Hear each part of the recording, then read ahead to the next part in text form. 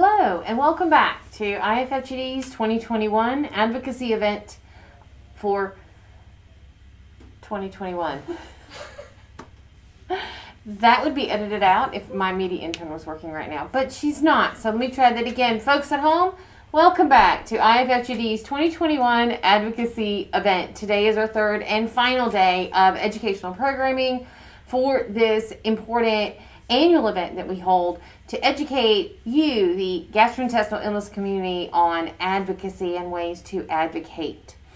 This is, however, just the beginning of our week. As we discussed yesterday, we are asking you to contact your congressional offices, senators, House of Representatives, to let them know what issues in the legislative agenda are important to you. Let them know about your illness experience, your journey, what types of struggles have you had, what obstacles have you faced that they can help with, and things like step therapy or medical nutrition legislation, things like that. Whatever is important to you, that you reach out and that you contact them and let them know and raise awareness about gastrointestinal illness and the fact that it does affect so many of us in America. Tonight we're going to talk about governmental agencies and how they help those of us with GI illness. We're going to talk about programs within the National Institutes of Health. We're going to talk about our Transportation Security Administration and also the Veterans Administration and the things that they are doing for not only active but also veterans and the GI population as a whole. So that is what we're looking forward to this evening. We're going to start out with talking about a very, very special program at the National Institutes of Health, specifically the NIDDK. The NIDDK is one of the many institutes within the NIH. It is one of the institutes that probably does the most research in digestive disease. And we are very proud to be friends of NIDDK and to advocate for additional research dollars for them. The program that we are talking about this evening is a very special program for teenagers. It is a diversity training program for the youth that the NIDDK has created to help excite and invigorate our science with young people, for them to learn about what it means to be a part of the research process and to decide if maybe this is a career for them. And so we're very, very pleased to talk with Dr. Lawrence Advocacy, who is going to help us to understand better what this program is, who qualifies, and how you or someone you know might be able to get involved. I hope you enjoy this first segment.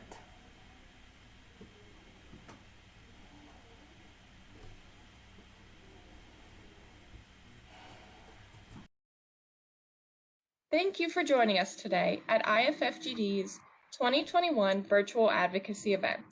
Today we are speaking with Dr. Lawrence Agadilla, the Director of the Office of Minority Health Research Coordination at the National Institute of Diabetes and Digestive and Kidney Diseases, or NIDDK for short. And we will be talking about the Step Up program they offer. Thank you for being with us today, Dr. Agadilla. You're most welcome. I'm happy to be here. Absolutely. And could you please describe for us the Step Up program for high school students?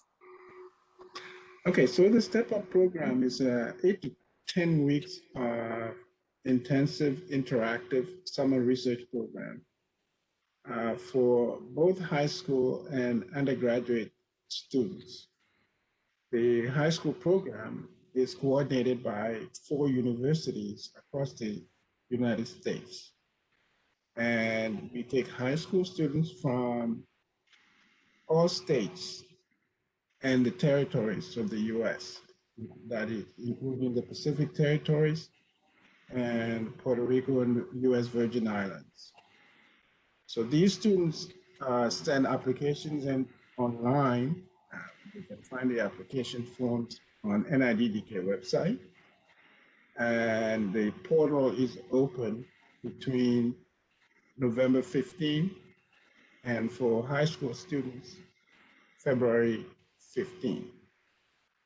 But we ask for basic demographics information, and also they have a 600-word essay that they talk about what they want to do in the future. For the 4 universities that coordinate this program, meet in March to review all of the applications sent by the students and make selection, usually about 100 high school students for the summer program.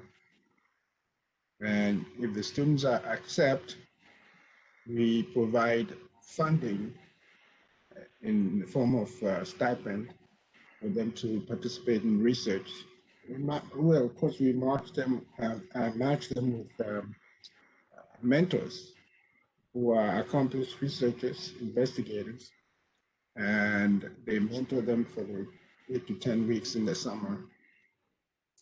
After the summer program, we invite all of them. We don't really give them a choice. We invite all of them to come to NIH to participate in a research symposium. And of course, meet with each other from all around the country and the territories. And that's the highlight of the summer for them. That's the Step Up program. So the high school students meet here at NIH separately from the undergraduate students program. The undergraduate program is about the same except for college students, but we don't mix the students, the high school students with the undergraduates. These are 2 separate programs. That is wonderful. And that is great that you keep the students separate within their age groups to really kind of collaborate and get to know the other people their age that are pursuing this program. That's correct. And this seems like such a wonderful opportunity for really, as you said, it covers high school, college, undergraduate, and graduate ages, but that this is such a program that's so great that it reaches the entire country and territories, and that the NIH provides the stipends.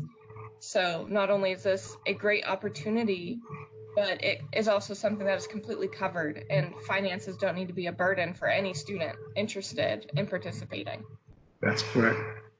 Actually, the high school students get, I don't know if you need to know this, but they get $2,500 for participation in the program in the summer, each student. Oh, that is wonderful. And the undergraduates get $5,500. The main difference between the undergraduate program and the high school program is for the undergrads, they can decide where they want to do their research. But the high school students, we like them to stay at home and do research locally, but they're not old enough to actually leave the nest. So the parents can be the chaperone for the summer. But the undergrads, they can take their money and go anywhere in the country to do their research. That is great. That is wonderful that the opportunity has such a broad reach. And I love that you have the program set up to keep students close to home locally and to really make it feasible for young students who want to start getting involved in research and really expand their horizons. Yes. And could you tell us a little bit more about the requirements of the application? I know you touched on it briefly, but are there any unique requirements that students need to keep in mind? Yeah, the students, they need to have pretty good grade point average, a minimum of 3.0 GPA in high school. Same with undergrads, actually. And of course, for most research laboratories around the country, they require that the child be at least 16 years old before they can be admitted into a laboratory. So we restrict the high school program to juniors and seniors, because by being a junior, they are already 16 years old. Most kids are 16 years old, like junior. Time to become juniors in high school. That is great to know. So really any student that is at least 16 and in good academic standing that's interested can participate or at least seek to apply for this program. So how do they apply? I know you said it is an online portal to do so. Yeah, the online portal, niddk.nih.gov. You can just type in stepup.niddk.nih.gov, and that will let you into the portal. You create a record, username, and password, so you can come back if you don't finish the application right away. You can come back and finish later. That is great. That makes it so easy for students to apply, and really they don't have to do it in one sitting if it is something they need to think about and gather together for. That I'm sure makes it so easy for students to be able to take the time and really consider application to this great program. That's correct. And you've mentioned some of the benefits already, and I feel like just as a whole, this entire program is a benefit for anyone interested. But what are some of the key benefits that students can anticipate to get from becoming a part of the Step Up program? Well, the the one that most kids actually delight in having is the money for the summer. And they don't have to work at McDonald's for the summer. And they're doing research, and yet they're getting a little bit of money for use later. And many of the kids who participate in research, actually their GPA, their academic performance actually improves the next year. That's what most of these kids who participate tell us, that all of a sudden my grade is much better. So, and many of them retain love for science. And high school kids, they go to college, most of them take science major in the STEMs. And the undergrad, in addition to the money, their also academic performance improves, and many of them actually get into graduate schools of their choice. That is wonderful. There are certainly so many benefits to this program, both short-term and long-term, for any students engaged in both, it seems, the high school and undergraduate programs.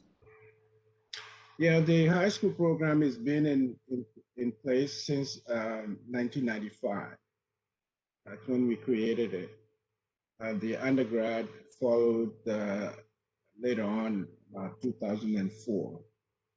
And since then, many of these, the high school children, kids, call them kids, still call them kids, but many of them have grown up and become researchers and doctors, MDs.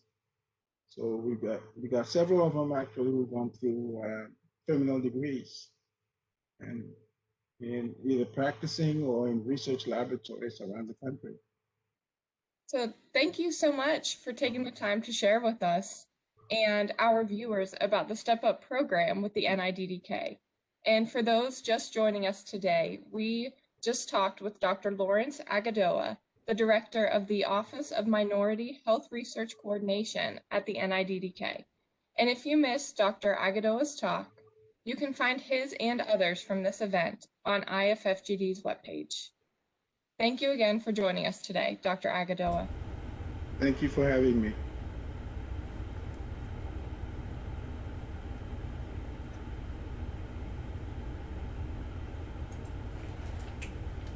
Hello, welcome back. I can see that we've already had some great questions on our very first topic of the evening, which was the NIDDK Step Up Diversity Training Program for the youth. I hope that you enjoyed Marissa Lombardi's interview with Lawrence Agadilla from the NIH, who was able to answer many questions. Obviously, there are still some lingering out there from several of you. One of our members in chat did ask about her child, who she felt may not have the best grades. I think that you should encourage your child to apply anyway. It is always good to to apply and see what happens rather than doubting whether or not you are going to make it in. If you have some concerns about eligibility requirements and wanting to look at more exact GPAs or things like that, you should check out their website for the program, which is available to you at NIDDK. We will also have that information available on our website at IFFGD.org in conjunction with this program. The other question that we had was about with the current pandemic and all of the restrictions that are in place, would the meetings be held virtually or in person? And I do know that part of the entire experience of going to like a camp is to travel, to be able to stay with your new friends in a new environment and have the entire experience. That is something that the NIDDK will strive to continue to do when it is safe to do so. If you have specific concerns about 2021, please look at their website and see what accommodations are being made for this summer. I am not sure if a decision has been made as to whether it will be virtual or in person this year. I know that your safety is at the top of their concerns, so they will be doing what they feel is safe and will be following guidelines from the CDC as to how to move forward with the program. So make sure you check out their website, and I believe it is probably available in our chat right now. If not, it will be available. And I see nods yes. So yes, we have that in the chat for you right now. Also remember, if you're watching this video after the fact and you can't see the chat on the page, please go to IFFGD.org, look up our program, and the website for this program will be available right where this video is. And so you'll be able to research and learn all about this one of the many diversity training programs available through the NIDDK at Institute of the NIH. Very, very proud of all the work that they've been doing for many years in this area and for the great research that they bring us to here in the GI illness community. So next on our program, we're going to talk about Transportation Services Association. And many of us are not traveling right now due to COVID. But when you do start to travel again and you think about going through security lines in airports, often those of us with a GI illness have extra items that we have to carry with us. We once at IFFGD had a What's in Your Bag picture event where people took pictures of the things that they put in their bag when they even just have to go to the grocery store. Those extra things that we carry that maybe someone else in your family who doesn't have a GI illness would never even consider of ensuring that that is something in their bag. Sometimes these items might be flagged in security at an airport through TSA. And there are many concessions and rules and regulations around this and ways to be able to travel comfortably with the medications, with the things that you need in tow through a security checkpoint. But you have to know what the rules are for each airport that you're in. Here to tell us a little bit more about general guidelines as well as how to contact someone to get information for a very specific trip that you're doing is David McMahon, who is a Federal Security Director with the TSA, and also Brenda Grant, who is an officer with TSA. They're going to be able to answer some of our questions about how to navigate the system, especially as we begin, hopefully, to consider travel in the near future as we are moving through the pandemic. Hopefully that will happen soon and we'll be able to travel again. Here to educate us on how to do that safely and efficiently is members of the TSA.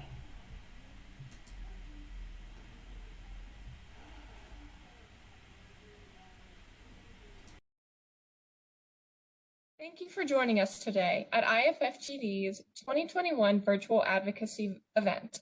Today we are speaking with David McMahon, Federal Security Director, and Officer Brenda Grant of the Transportation Security Administration also known simply as TSA. We will be talking today about the resources available to those traveling with chronic GI conditions. Thank you for being with us today, Mr. McMahon and Ms. Grant. No, thank you for having us, and we look forward to this piece of the seminar. Thank you. I'd like to start today with asking you both, what is the most efficient way to travel with necessary medical supplies? Sure. So I think I'll take the first question. And the best way I can share with all passengers that are traveling out that have some medical disabilities or impairments is, in advance of your travel, go on to the tsa.gov website. And on that front page, all the way to the right, will be a radio button that says, click here for individuals with disabilities and medical conditions. And inside there, we'll give a lot of information to the passenger, as well as guide them towards the potential need or request for a passenger support specialist, which is what TSO Grant is, and provide additional assistance at the respective airport. Wonderful, that's great information. Thank you. And it's so great to know that patients can easily access that resource online. Can you also tell me a little bit, I know you said to begin preparation to go to the TSA website, but what other key things should patients keep in mind as they prepare for air travel? So Grant, you want to cover that? Yes, there are several things that help aid and to actually minimize the stress of passengers that's traveling with either disability or medical supplies. We also have a 1-800 helpline, which is TSA Cares, where they can call 72 hours prior to departure and request an assistant. I am a passenger support specialist. I ask if they're traveling with medical supplies or have a disability to call, or if they're in front of the airline themselves, they can ask for a TSA officer to come up and assist them. Once they are there, we actually assist them through. We do not ask personal questions. We just ask, how can we help? What supplies are you carrying? Can they be x-rayed? Do I need the hand check? Anything that we can offer to help them get through security without minimum stress, with minimum stress, is what we offer. So they can actually go on the website, as Mr. McMahon stated. They can call the 1-800 care line with TSA. They can speak with an airline rep. They can come to the ticket document checker and request, can I get some assistance from a passenger support specialist because I'm traveling with medical supplies? Anything like that, we're there to assist. We ask when they do pack, if it's medical supplies, to have it easily accessible. That way we can help actually get them through expeditiously. That is great information and wonderful know that you, as you said, what can we do to help? That you are really there to help the patients and anyone with medical supplies and conditions get through smoothly and stress-free. I think this will be a great ease for many patients to know that it might have had concerns flying, and to know that you already have such a great program in order to make sure everyone is able to get through safely and efficiently and medically as stress-free as possible. And Marissa, if I can add to TSO Grant's response, the reason for us wanting to do this is, we have our mission of maintaining security. And in part of doing that, it's, that voluntary submission of what do you have that I can help you with to get through this process as easy as possible. And in addition to that, all of my passenger support specialists here in the state of South Carolina at all 6 of our airports will have a white lanyard on, so that when the passenger makes that request through the TSA Cares line and they get connected with, let's say, TSO Grant, she will be able to relate to them that, hey, I'm an African-American female. I will be in a TSA uniform and I have a white lanyard around my neck. I'll be outside at door number 2, so that when you arrive, because we will literally meet them at the curbside to assist them through the entire process. So I think it's important because it's more recognizable to see that white lanyard around their neck and to be able to identify them. Thank you for sharing that extra information as well. That is great to know that it is such a seamless opportunity for patients, like you said, from curbside till they get through, and how it is so important to let patients know who they'll be meeting at the door, and that white lanyard is a nice thing to look for on the TSA agents to be identifiable. Absolutely. Can you also share with us what patients with their medical supplies should expect as they go through TSA? Yeah, so with their medical supplies, TSO Grant touched on it briefly, but we really are, if it's something that can go through the x-ray machine, then they don't have to do anything with it. It can stay in their bag and it's perfectly fine. If they are traveling with medical items that have liquid with them, for instance, an individual with an ostomy may be carrying a saline solution in a larger container. We would consider that a medical item, and we would ask that they remove that out of their bag so that we can easily identify that, do any additional testing that may be required, but again, reduce the amount of items that are getting checked as they go through the x-ray. If they have to be hand checked, then we have some processes in place that we will do some additional testing. And then we would also do some additional swabbing of their hands to make sure that there's nothing there that causes any alarm for us and the rest of the traveling public. Thank you. That is great to know. It is such a seamless opportunity for patients to go through TSA as long as they know what to expect, and to make everything accessible and make you aware of all the supplies that they have with them and they require. Can you also share with us a little bit about what patients can do if they feel their TSA agent is not very understanding of their situation or their medical supplies? Yes, at any time, as a passenger support specialist, I am here to actually exemplify professionalism, customer service to the utmost for the passengers without compromising security. If they feel at any time an officer is not listening to their needs, ask them to we ask to stop us. We're there to listen. We're there to understand what is going on, and we would always keep the passenger in our interest. So anytime they feel we're not listening, they can just stop us and say, please, I have this. I cannot do this. I need assistance with this. I can't take my shoes off. I have things I don't want people to know. We have ways of discreetly screening, getting them through security without hurting their pride or anything, because it's a sensitive situation with some.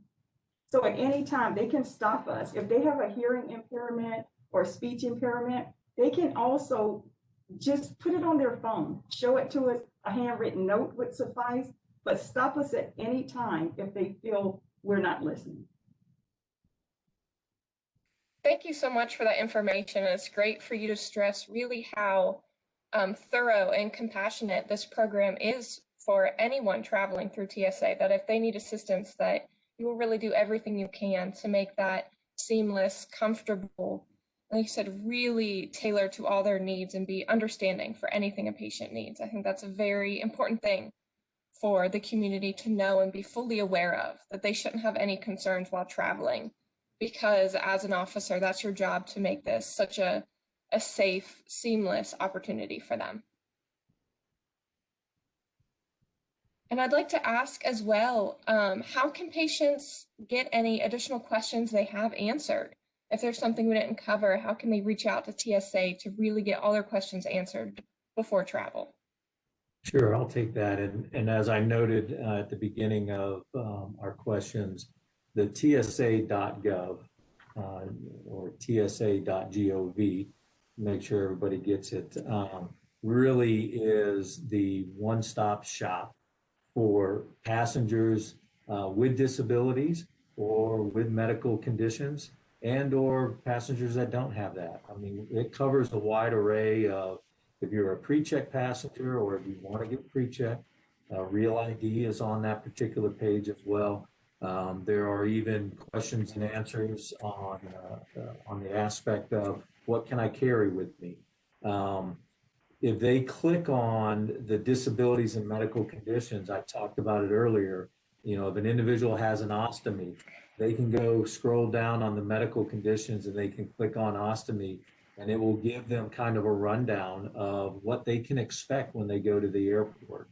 Um, what we don't want to do is cause any additional pain for an individual. And that really applies to passengers that are recently diagnosed and maybe have had a medical procedure, and the ostomy is very fresh, or for an individual that has Crohn's disease, like myself, there are times when stressful events may cause unexpected urges and things of that nature that you feel like you need to get through that process. So ultimately, TSA.gov is the primary piece that can answer a lot of your questions. In addition to that, as TSO Grant noted, the TSA Cares line, which is 1-855-787-2227. That number will get you in touch with somebody to arrange for that support when you get to the airport. It's equally important to make sure that you do that at your departing airport, but also when you get to your destination and you're ready to travel back to South Carolina. Again, it's important to make sure that you contact them so that they can assist you through the process. But that's probably the best place to go, is TSA.gov. Did you want to add anything to that? Sure. As Mr. McMahon stated, the TSA website is, I would say, be your first resource, but the 800 helpline, TSA Cares, and it is actually available on weekdays, 8 a.m. to 11 p.m. That's Eastern Standard Time, and on holidays and weekends, it's from 9 a.m. till 8 p.m. So they can call anytime. They can actually call the checkpoint if they cannot get through. There's various ways that they can actually have assistance if they need that additional help coming through TSA. We're there to help at all times. They can just reach out, like I said, even if they don't call 72 hours prior or go on the website to get a better understanding. If they get there to the TDC, the ticket document checker, and say, I need assistance, I need someone who can help me, we are there from the start of the process until they board their flight at all times to help assist that passenger. Yeah, and I'll add into that, you know, the communication is extremely important. So having the passenger or one of their loved ones initiate that communication with us allows them to get through the process. And as a subset, it allows my officers to maintain the level of security that they need to maintain while also providing first-class customer service. So as TSO Grant noted, we will escort them all the way down to the boarding gate if that is needed. Our goal is to make sure that they have a good experience when traveling through airports across the nation. Thank you so much for that information. That is so great for patients to have multiple opportunities to reach out and get the resources that they need when traveling through TSA. And we will also follow this program with a slide that has that phone number and link that you've both discussed many times. So that way it's easily accessible for anyone watching this video who would like to reach out and learn more about the TSA Cares program and all of the traveling opportunities and information through your website. That would be great. We really appreciate it. Thank you both so much for taking the time to share with us today about the TSA Cares program for those who are air traveling. And for anyone just joining us, we discussed with Mr. McMahon and Ms. Grant from the Transportation Security Administration, or TSA, about the opportunities and resources available for those with disabilities, and chronic illness who are traveling and need the TSA's assistance. And if you've missed this talk or others, you can find them available on the IFFGD webpage.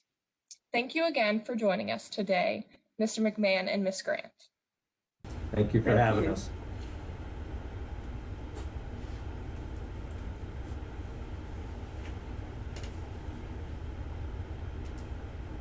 Hello and welcome back to IFFGD's 2021 Advocacy event.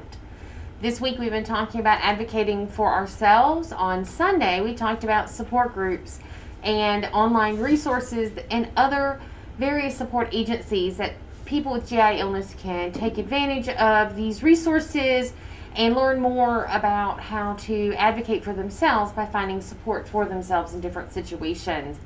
If you missed Sunday, all of those videos are already live on our YouTube channel and active, and you should go check them out. Our YouTube channel is simply IFFGD, and subscribe so that you'll know when new videos have been added to our channel. We also have an entire program with all the available videos on our website at iffgd.org.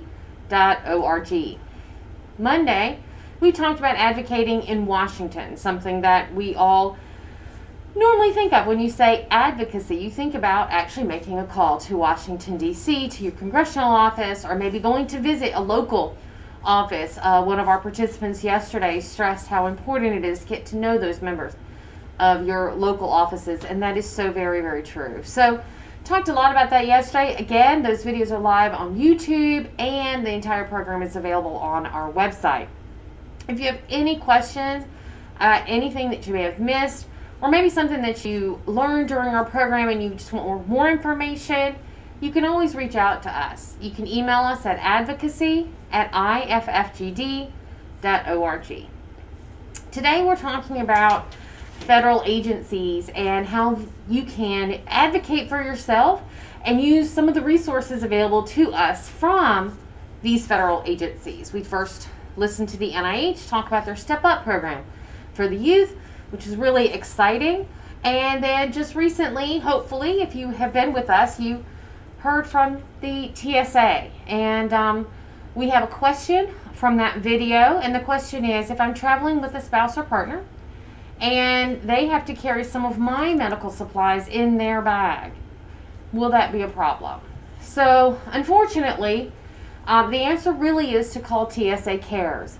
Each state has special nuances to some of their regulations and rules.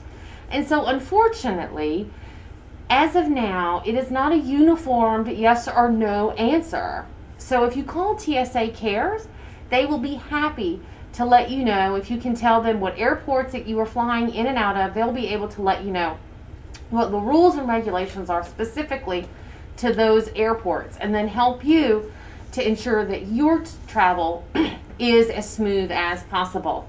Again, that is TSA Cares, and that should be available to you in the chat. It will also be available with this video when it is posted on our website at iffgd.org. Please continue to keep your questions coming in the chat, or you can email them at advocacy@iffgd.org, and happy to help you as much as we can or point you in the right direction if we don't know the answer. Next up, we're going to talk about the Veterans Affairs. And what most people don't know is that the VA actually has a very robust research portfolio. And this is something that has steadily grown over the years. If you were able to catch my legislative priorities talk yesterday, one of my legislative asks is for an increase in research funding for the VA. And the reason for that is that the Veterans Administration has several research portfolios, two of which are actually quite important to those of us in the GI illness community. One is on Gulf War illness or unexplained illnesses, and that is an entire portfolio that looks at research for veterans that they have some sort of exposure-related GI illness. There is also a general GI portfolio. The general GI portfolio looks at the military personnel, they look at veterans, they look at actually the U.S. population as a whole to compare and contrast and to try to figure out why there are different GI illnesses in our veterans. And their research sparks research at the NIH and other places. So a lot of the research they do, which is what's called basic science, which is very foundational and really affects all of us in the end and helps us to learn more about GI illness. And so in this video, I will be interviewing Karen Block and Dr. Karen Block and also Dr. Arun Sharma, both of whom are directors over these different portfolios within the Veterans Administration. They help to explain a little bit more about what types of research they're doing and where they think that's going to go and how it relates to us in the GI illness community. I was really fascinated by what I learned, and I hope that you will be too.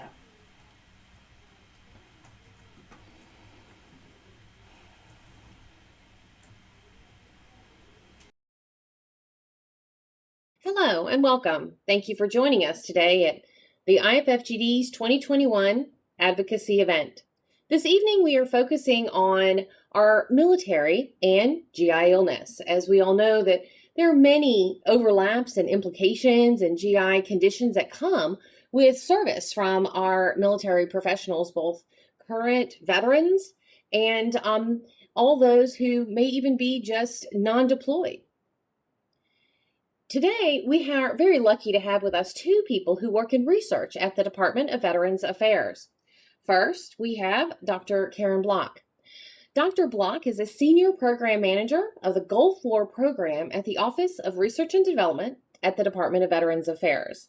Thank you for joining us today, Karen. And also we have with us Dr. Sharma. Dr. Sharma is actually the scientific program manager for biomedical and clinical services in the Department of Veterans Affairs, focusing on the gastroenterology portfolio. Thank you for being with us today. I think for me, I was a little bit surprised several years ago when I learned that there were multiple GI portfolios within the Veterans Affairs. And so I'd like to take a moment at the beginning of this, maybe to talk to you guys a little bit about what is specific to what your research programs are doing for veterans in GI illness. Dr. Block, can you tell us a little bit about the Gulf War program? Yes, thank you very much for having us today and putting light on military veterans and their health concerns with GI issues. I run the Gulf War program at Office of Research and Development.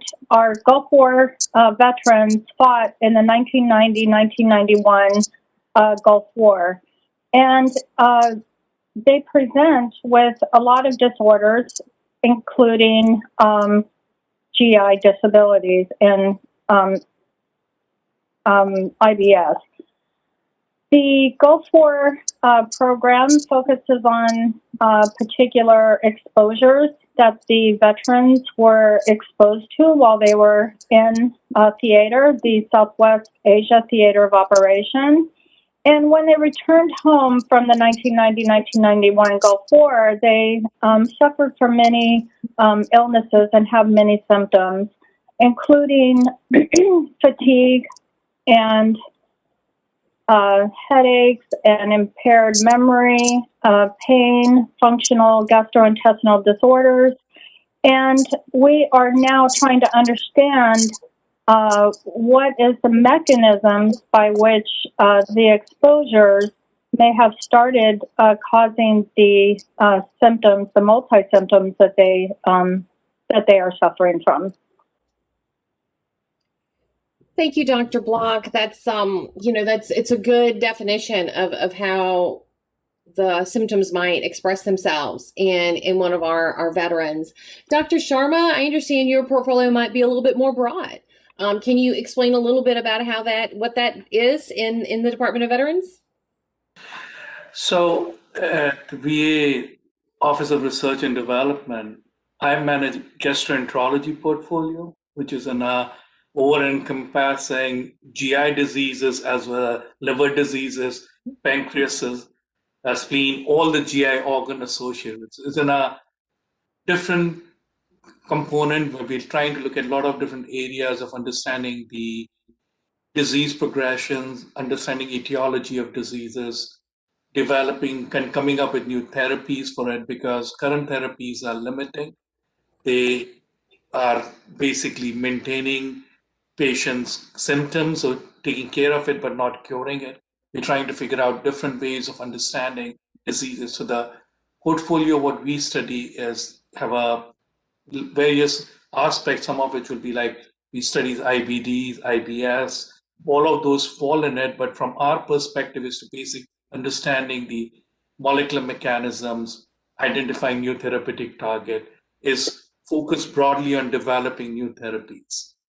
That is fantastic. And I know here at IFFGD in our legislative agenda, which is what we're talking about all this week during our advocacy event, one of those high priority items for us is the making sure that Congress understands the need for more research funding in all of the areas of research that handle a GI portfolio, which includes the National Institutes of Health, the Department of Defense, and the Veterans Affairs.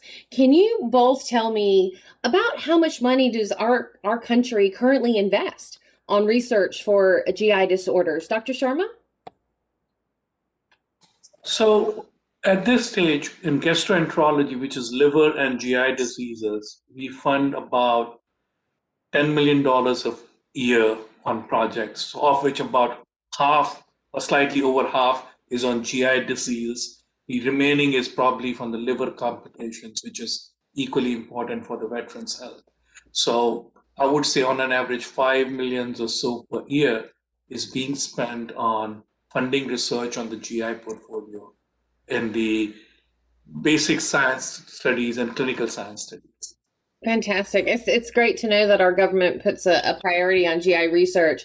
Dr. Black, can you tell us a little bit about the Gulf War illness research portfolio and what type of funding that we have for research there? Yes. Gulf War illness is a chronic multi-symptom illness with many different symptoms that arise from the exposures that the Gulf War veterans obtained in the 1990-1991 Gulf War. We know that about 50% of veterans with Gulf War illness report with irritable bowel syndrome. And from 2009 to 2021, about 10 years or more, we've invested $5.7 million in GI research pertaining to Gulf War or exposure-induced irritable bowel syndrome. In our portfolio, which would be included under the preclinical model and model system, we have about 25% of the total that are GI projects make up in that realm. Thank you. That's fantastic. We really appreciate the dedication of the science to try to help these Gulf War veterans and veterans in general have just a better life and a better outcome for themselves. So let's dig a little bit deeper into each of your portfolios and the areas of research that you particularly manage in your program. Dr. Block, can you tell us a little bit about what are some of those research efforts? What are some of the efforts that are being put forth for the Gulf War illness in the portfolio? Of course. Thank you for that question. There's challenges of military exposure research, and what I'd like to point out to the audience is that servicemen and servicewomen, when they are deployed, especially in the 1990-1991 Gulf War, they were exposed to a multiple of toxicants and agents at unknown quantities, and this includes things such as depleted uranium, the smoke from the oil well fires, the smoke from the burn pits, many airborne hazards, chemical and biological weapons, prophylactic drugs that were used against those biological weapons, such as pregnancy and bromide. They had a number of vaccines, and they were exposed to pesticides, solvents, and fuels.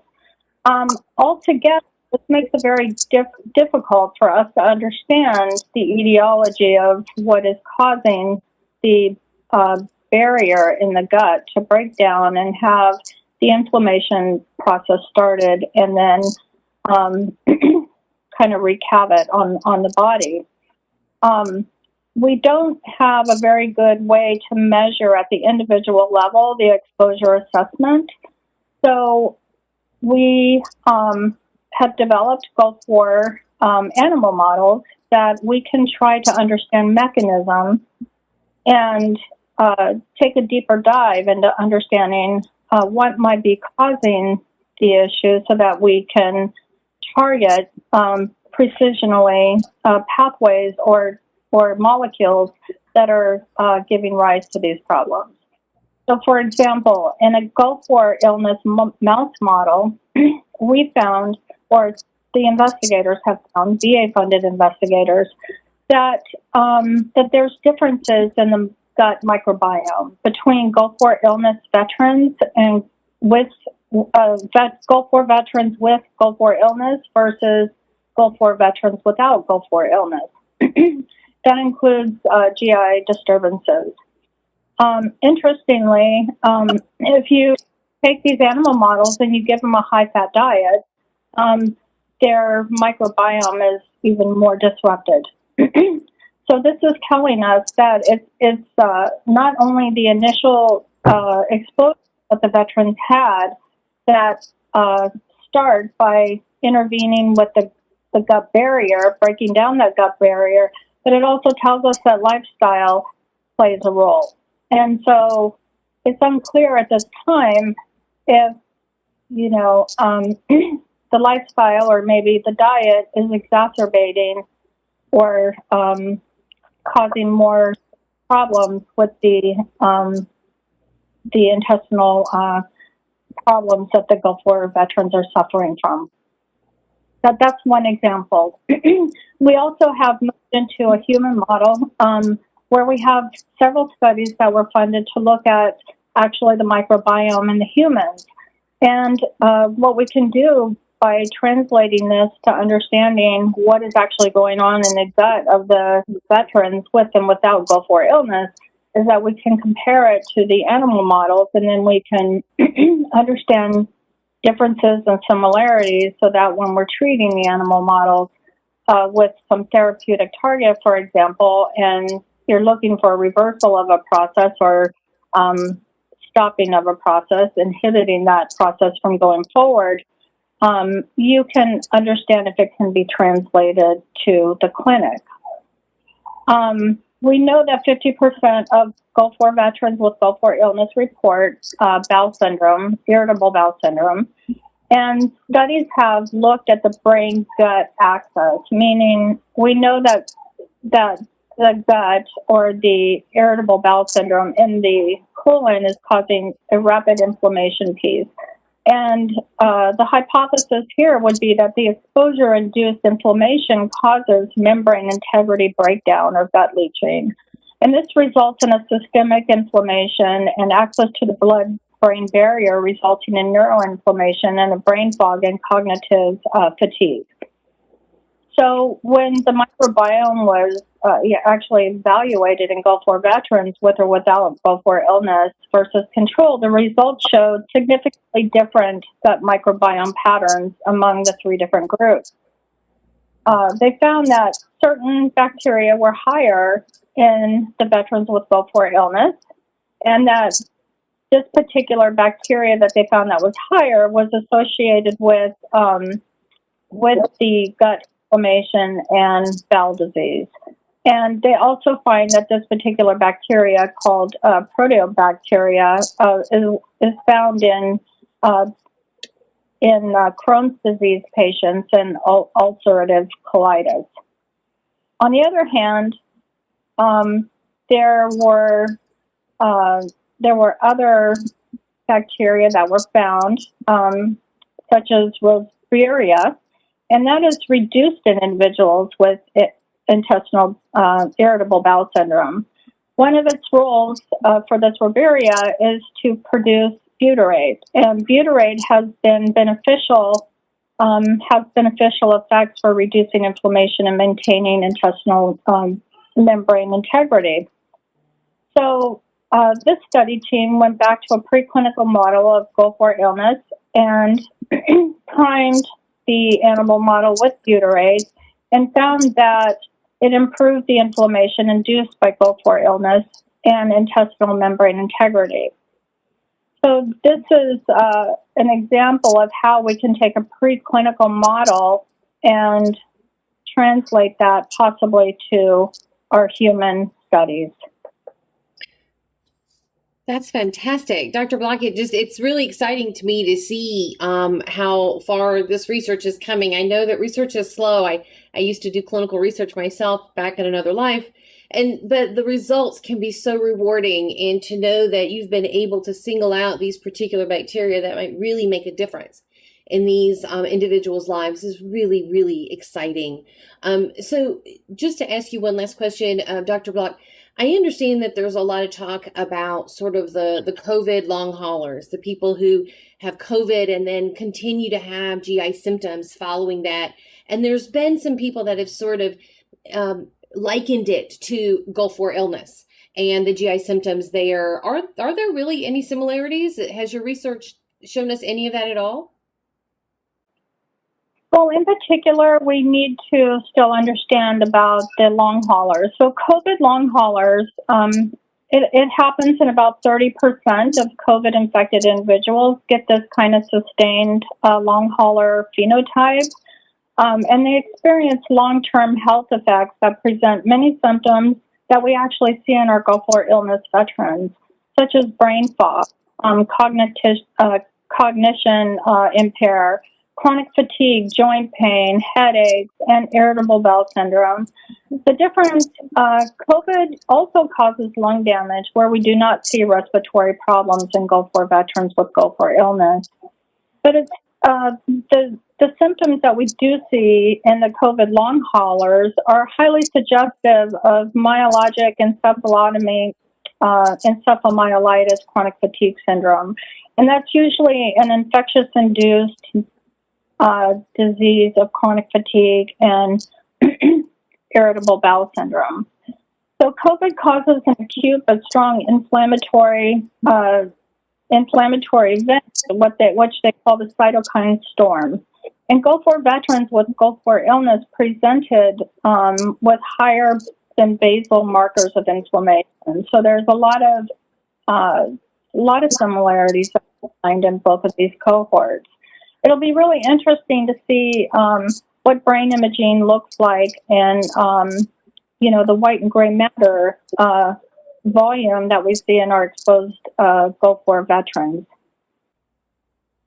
Absolutely. Thank you so much, Dr. Block. Really interesting work being done at the Department of Veterans Affairs in the area of Gulf War illness. So Dr. Sharma, let's talk about your program a little bit. It's very big, has a lot of areas of the GI to cover, as you mentioned earlier. And I know there's a lot going on, but can you maybe tell us a little bit about some of the current research studies that are being held inside your research program and being funded by your department? So one of the focus has been on trying to figure out new targets, new therapeutic approaches to treat IBDs, inflammation, wound healing, because currently the steroid therapies or biologics have a lot of other as immune suppressive complications, and some of them do not work or individuals become refractory to those. So we're trying to understand, can we identify new targets? Can we identify new mechanisms which would allow us to treat it? And like research from taking from basic to clinic, not everything would work out. So the idea is to figure out different approaches, different targets. People are working on how the wound healing could be regulated to prevent the remission from disease to occur. So maintain the remission going on. If you can prevent accelerate the wound healing, it'll prevent the remission of IBD, or figuring it out how to prevent acidity or inflammation, or figuring out ways to regulate the membrane permeability. So those are the things, and we have programs to support moving those ideas towards the translation into clinic. So we're trying to encourage investigators not only to identify new targets and new mechanism, but think of ways to moving it forward. So that is one area we're looking at. Like other areas of portfolio is we have acid reflux and associated cancer, upper GI tract, which is being studied. Currently, they get mechanism to prevent acid production, but if precancerous cells would still continue to go ahead and develop a cancer. So we're trying to understand how to take care of that, how to prevent them from developing.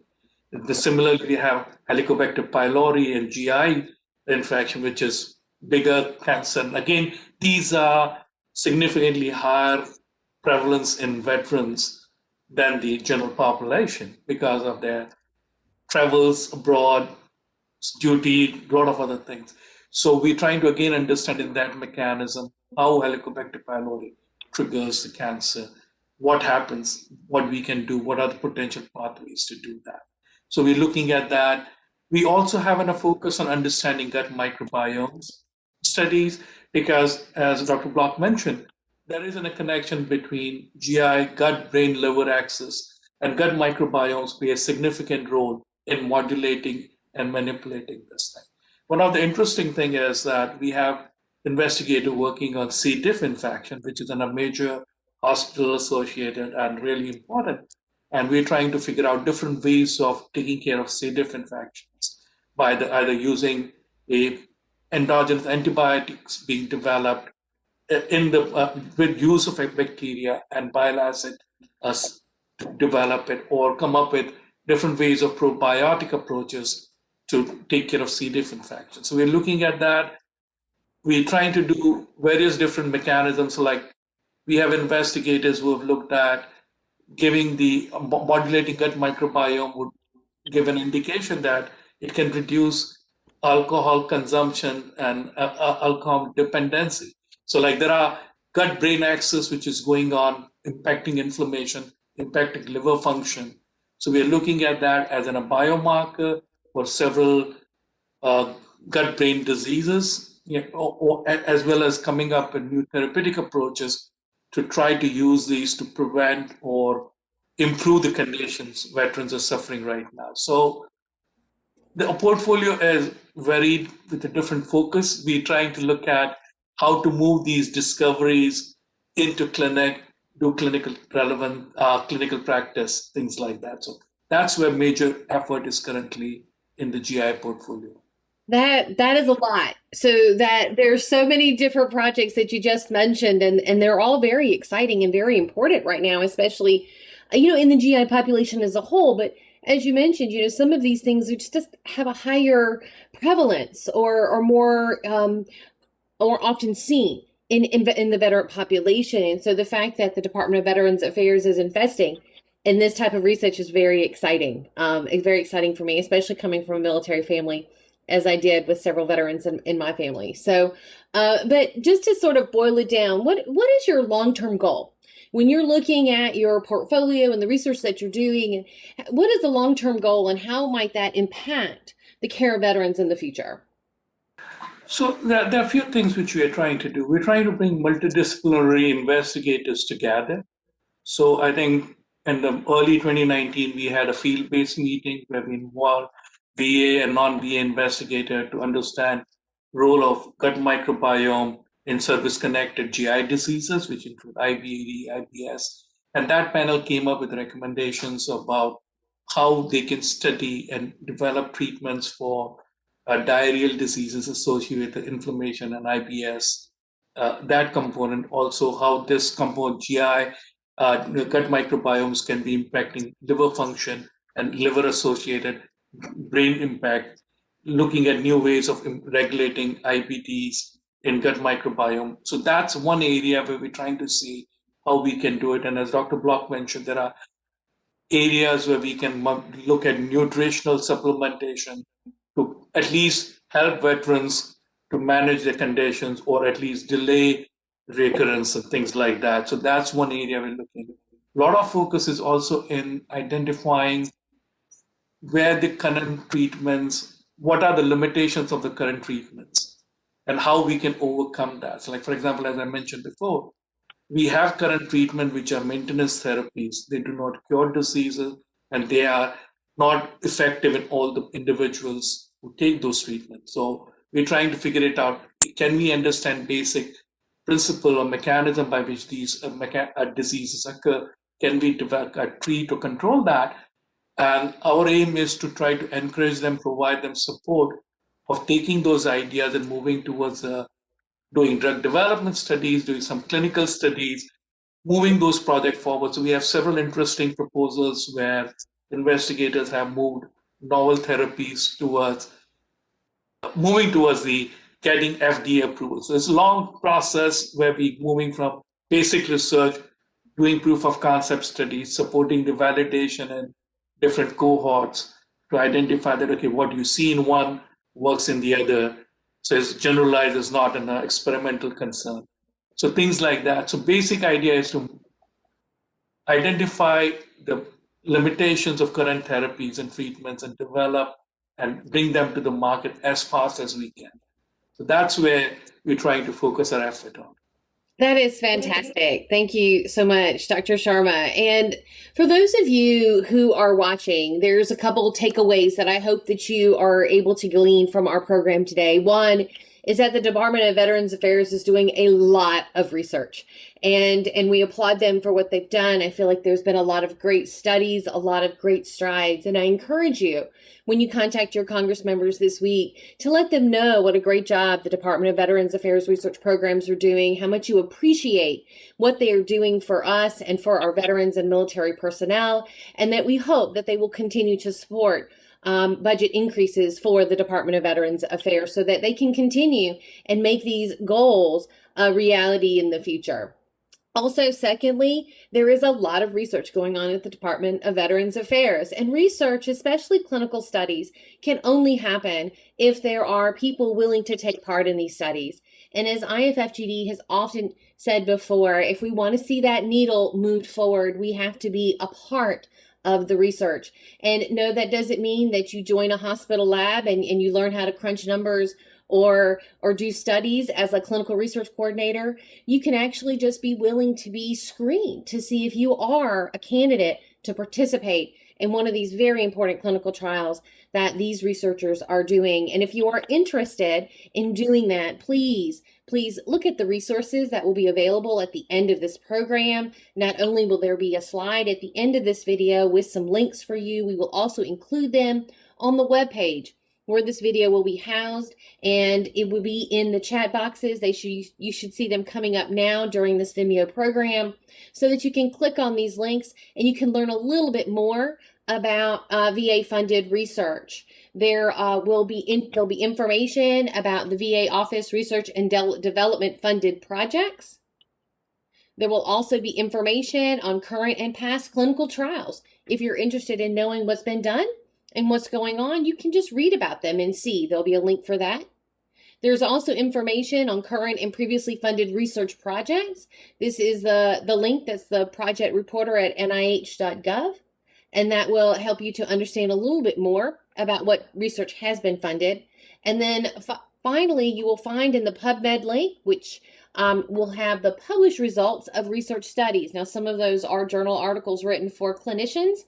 And if you have any questions at all about anything that you've learned today, anything that you've read on any of those links, please contact us at advocacy@iffgd.org. That's advocacy@iffgd.org, and we will do our best to help navigate you to where you need to go, to answer questions or put you in contact with the right people. And of course, you can always go to the Department of Veterans Affairs current research webpage, which is also should be showing up in your Vimeo link about right now. That will give you a good overview of everything that they're doing at the Department of Veterans Affairs. Today, we are so excited to have with us two of the leadership personnel at the Department of the VA, Dr. Sharma, who is the Scientific Program Manager for Biomedical and Clinical Services in the Department of Veterans Affairs, focusing on the gastroenterology portfolio, and also Dr. Karen Block, who is the Senior Program Manager for the Gulf War Program at the Office of Research and Development at the Department of Veterans Affairs. Thank you both for joining with us today and helping us to get a little glimpse of what the VA is doing for our veterans and military personnel, and a little glimpse at the future of what we might expect and hope for, because hope is always important for us as we look to the future. Thank you so much for your time today. And for those of you at home, please continue watching our program. And remember that if you have any questions at all, you can always contact us at advocacy@iffgd.org. Thank you. Thank you.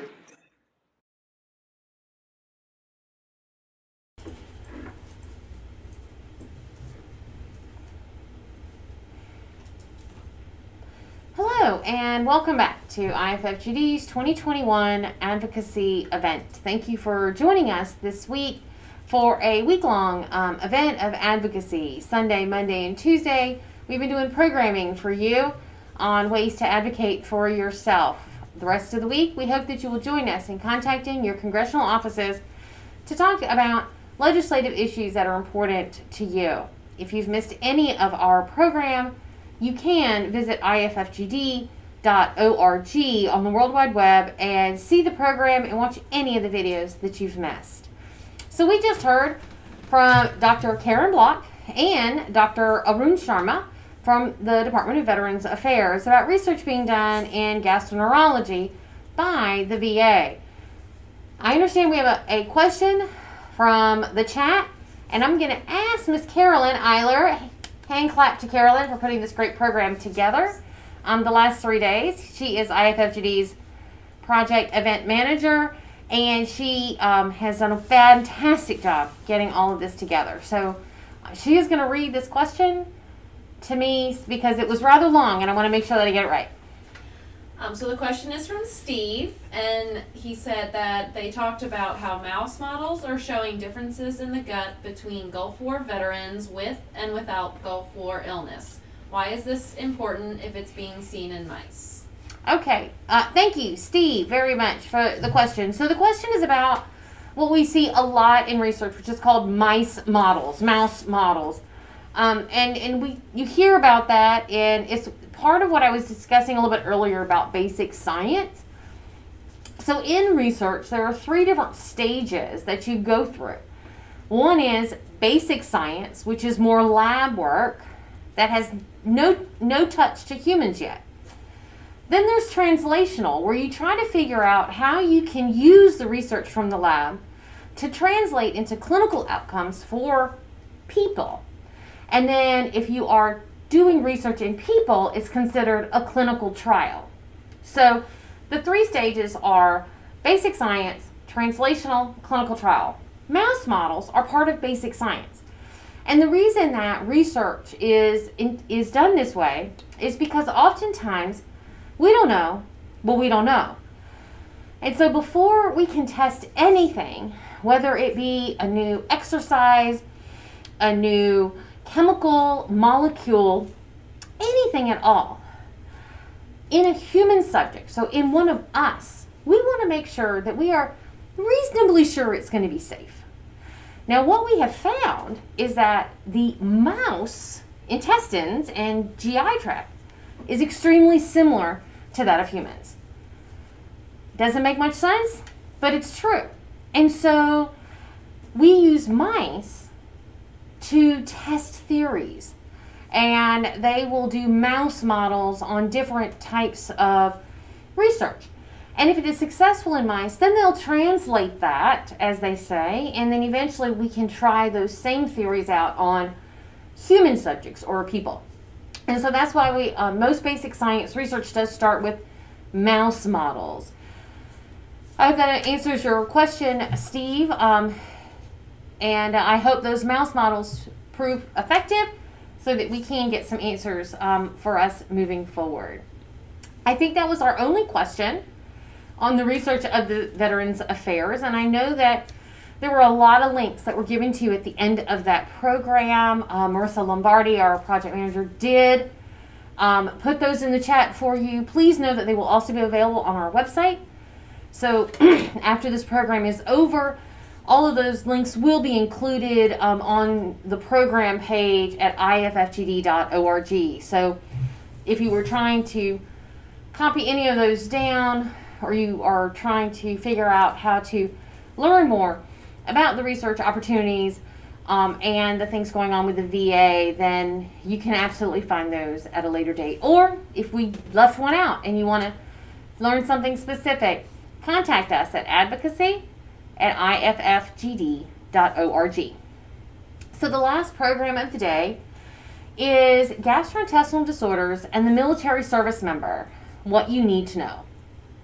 Last year, we were very, very lucky that Dr. Mark Riddle, who is with the University of Nevada, Reno School of Medicine, and also at the Department of Veterans Affairs, Sierra Nevada Healthcare System, was willing to write a very new fact sheet for us. And it was called Gastrointestinal Disorders and the Military Service Member, What You Need to Know. And it gives some great information about GI disorders and military service, not just in veterans, but in all military service members. So when we were deciding to do this program and wanted to talk about the VA and different departments within our federal government, we wanted to talk to Mark Riddle about this paper so he can explain a little bit more about it. If he would like to have a copy of this article, the link to this article will be given to you during the program today. Will also be available on the program website at iffgd.org, or you can email us and we can send it to you. But right now, this will be me interviewing Dr. Mark Riddle about what GI disorders and military service members have in common.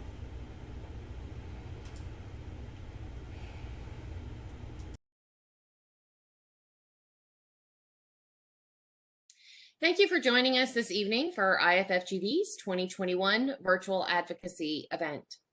Tonight, we are focusing on gastrointestinal illness in the military service member.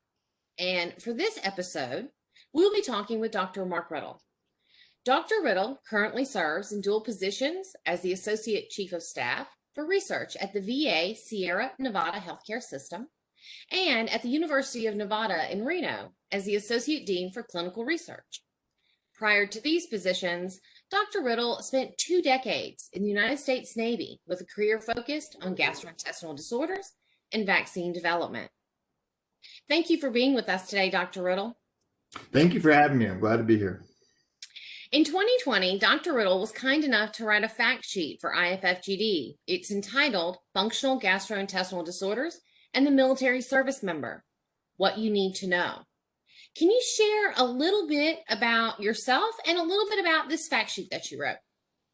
Sure, happy to. So thank you for the introduction, and I've spent quite a bit of time in the military prior to leaving and taking these positions, where I was learning to try to prevent acute gastrointestinal infections through vaccines and treatments and things like that. But out of that work, really discovered that, and not just me, but really found others in the field were finding that when you have an acute infection, it can lead to chronic disorders and chronic bowel disorders. And so I really became increasingly interested in trying to understand how an infection causes these chronic diseases. And so that's where I am right now, and very, very happy to be here talking to you about this topic.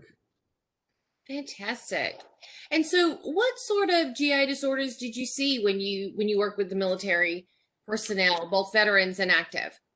Yeah, so in my military career, while it was predominantly research based, and so I do a lot of research in treatment of acute gastrointestinal disorders, and so certainly saw a lot of acute infectious gastritis and treated a lot of that. But out of that, I started seeing a lot of people that just didn't get better after their acute illness resolved.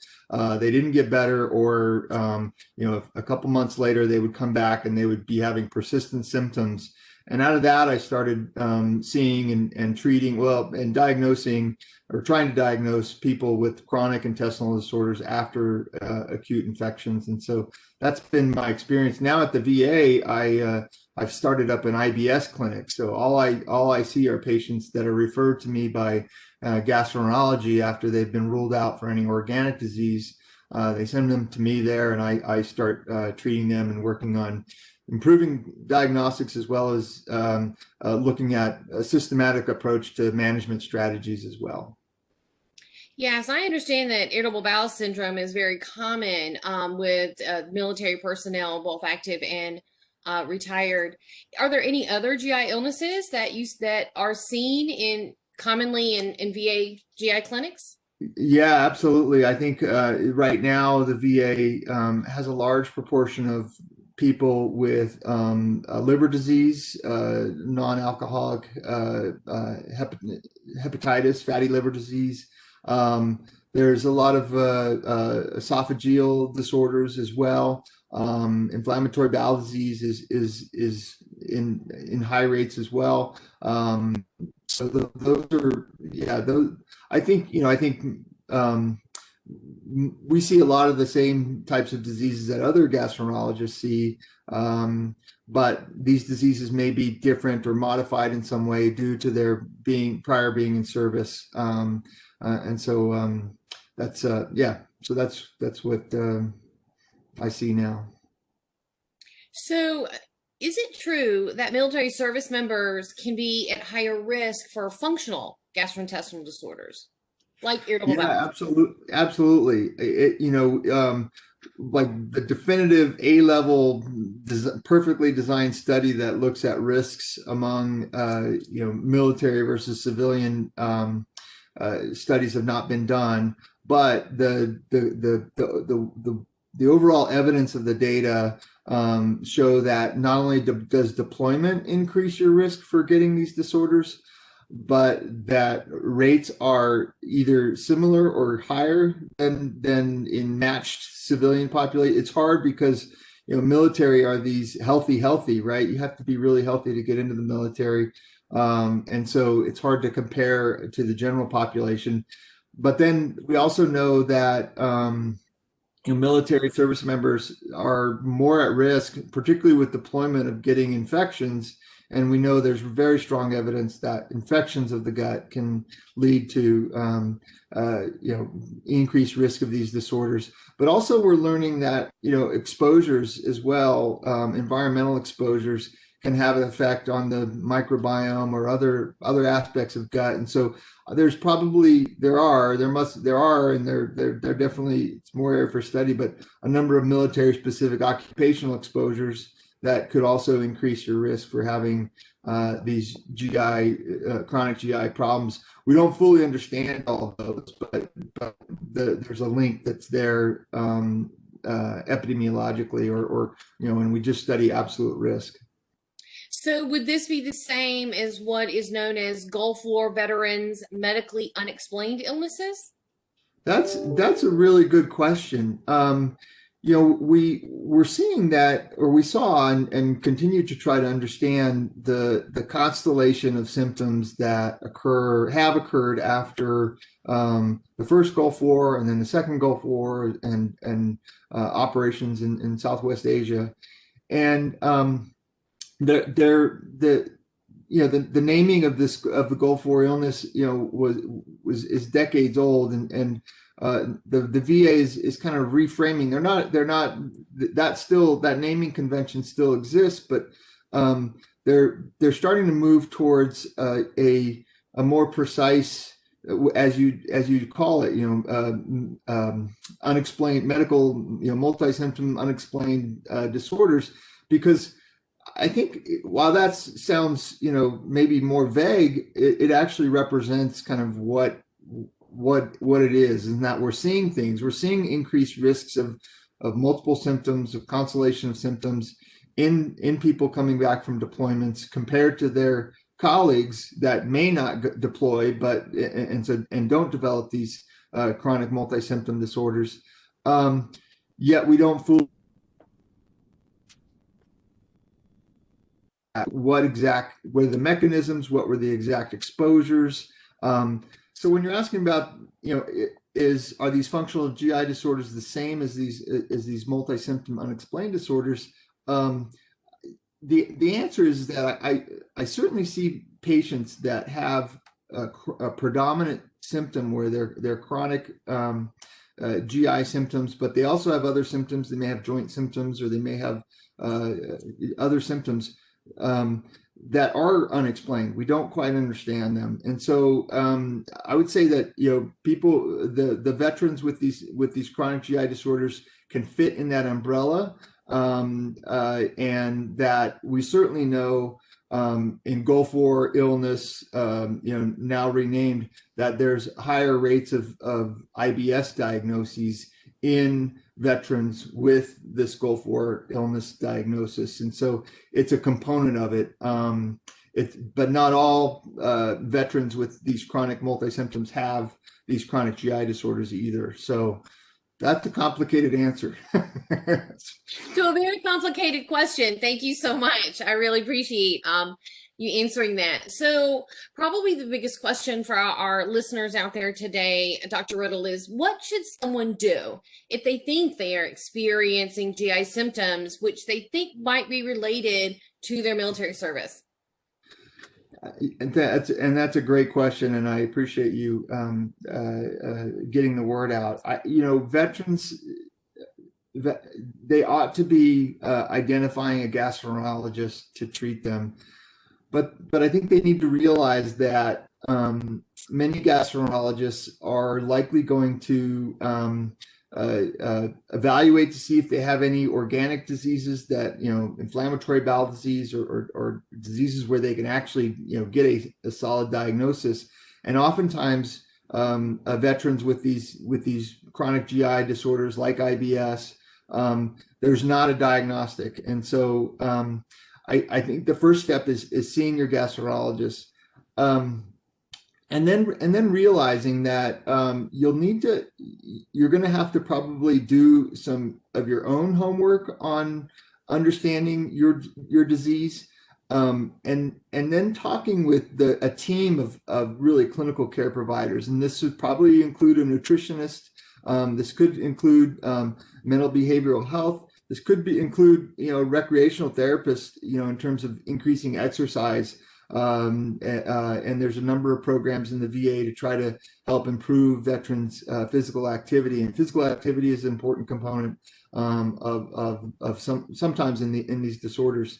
I think there are some practices. I'm not fully aware of all the variety of practices in the VA, but there are some practices like mine where I attempt to go to that next level of diagnostics and do breath testing and things like that to really understand, to try to get an understanding of what might be underneath these symptoms that a veteran is experiencing. The challenge is that some of these diagnostics, you may get to a diagnosis, but then there's not a treatment that is matched to that diagnosis, or there's not a treatment that's always effective. But I think if you're experiencing these chronic conditions, continue to seek care, continue to find a gastroenterologist, that manages IBS. And it's important to know that it's going to be an iterative process. There's not a single cure for it. But there are a variety of therapies that you can try in a systematic way to achieve improvement. And so I would encourage you to continue to seek care, and identify a care provider. And it may not be a GI. I think there are some internal medicine or even primary care that may be able to treat IBS patients, and continue to identify a provider that meets you where you are and continues to try to help you improve and identify treatments that work. Thank you so much. And so you talk a little about treatments that work. Can you just really quickly talk about maybe what are some of the treatment options? I know that they're not a lot, and not all of the diagnoses have treatments, but what types of treatment buckets do you think are available, and what could people possibly think about? Yeah, certainly. I think we often, or the guidelines often start with trying to address the predominant symptoms with medications, and whether it's constipation or diarrhea. Getting a fiber component that helps with that and taking it in the right way is important. Diarrhea, certainly, loperamide is a symptomatic treatment that, again, it's not a cure, but if taken right and taken correctly, it can really kind of reduce your symptoms. And then there's a number of other classes of medications. Some patients may have, with IBS diarrhea, may have a abnormality in their serotonin system, and so there's medications like ondansetron that are serotonin inhibitors that may help in those situations. One of the treatments that I try to rule out or rule in is the small intestinal bacteria overgrowth, and that's often identified with a breath test. And not every place offers a breath test, but if you're a veteran and you want to get diagnosed, there are community care providers that do that. We've brought the breath testing into our institution now, so we can do it in-house. And the reason that's important is if there's a breath test that shows a certain type of overgrowth, then treatment with an antibiotic such as rifaximin can really help those patients. The VA has very strict guidelines on treatment of IBS and small intestinal bacterial overgrowth, and you may get frustrated because there's an algorithm you have to follow in order to get to that rifaximin as a treatment. But it's not difficult. It can be done. So those are some of the treatments, and then I often will, appreciate when you're a veteran with these disorders, it's somewhat a trial and error because we don't have a treatment that we know works in everybody. And so I'll often try peppermint oil because the evidence for that is pretty strong in certain patients with pain. And so anyway, there's a variety. And I think that the main thing is working through them systematically, where you try and then see how it works. And then I don't want to fail to mention that diet is a really important component as well. It's really important to find a nutritionist and read yourself about your relationship with food. And there's definitely certain trigger foods. There's the quantity of food. There's the type of food. So really understanding your relationship with food and how your food may increase your symptoms or change your symptoms, it's important. And so it's a lot of work, not only between the physician in trying to figure out what's going on and providing different treatments, but you also really understanding your disease and these things. Thank you, Dr. Riddle.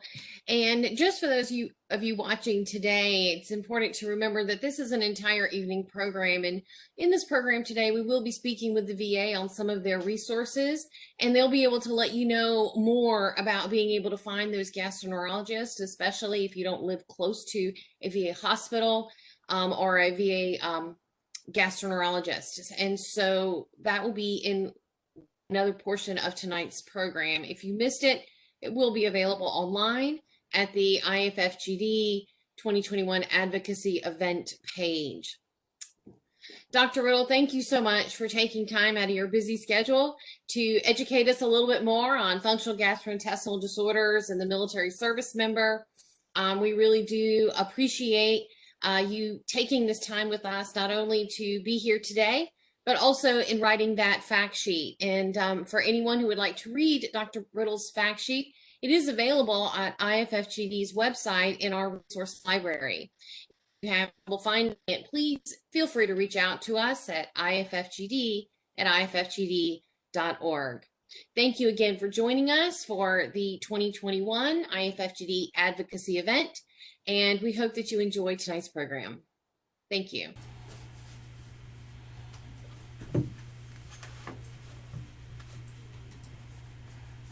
and welcome back. I hope you enjoyed my interview with Dr. Mark Riddle with a VA in Nevada, who talked about gastrointestinal illnesses and the military service member. We didn't get any questions on that video, but if you do think of anything at all, this was our last video, but you can always email us either at advocacy@iffgd.org or to our main email box, which is iffgd@iffgd.org. We're always here to help you in any way that we possibly can or point you in the right direction. Thank you so much for joining with us for our 2021 advocacy event. We've had a wonderful last 3 days of programming. We have the rest of the week for contacting congressional offices, and hope that you will join us in doing so. Please give us some feedback. Let us know how we did. Let us know if you contact your congressional offices so we can follow up on those for you. Before we close out our program, I do want to say a special thank you to one, the Patient Advisory Committee of IFFGD. This wonderful group of people, not only are there patients themselves, but also loved ones that have joined the Patient Advisory Committee that work with myself directly. We have meetings. They give us great feedback on our programming and our events and help us to brainstorm ideas for the future.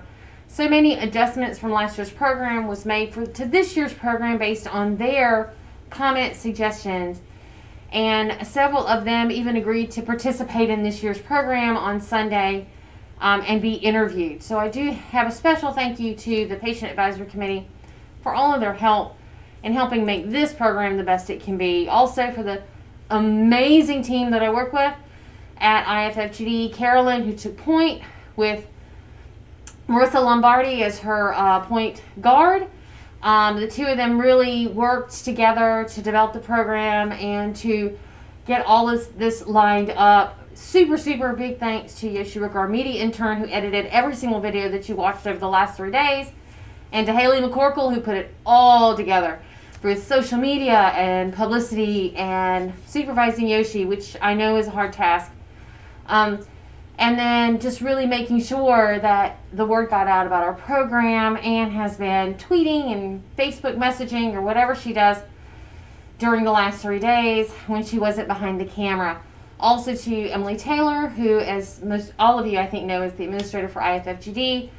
Amazing leader in the organization, keeping us going and keeping all of our tasks on point. And Jamie Dumont, the director of operations, who keeps us all in line.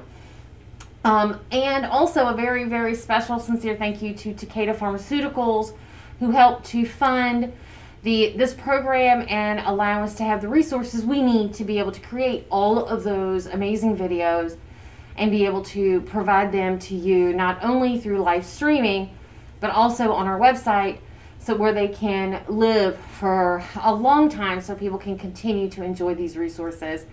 Thank you so much to the wonderful folks at Takeda, who are really strong advocates for the GI illness community and have spent many a day on Capitol Hill with us at the Digestive Disease National Coalition, and were generous to help us with this program.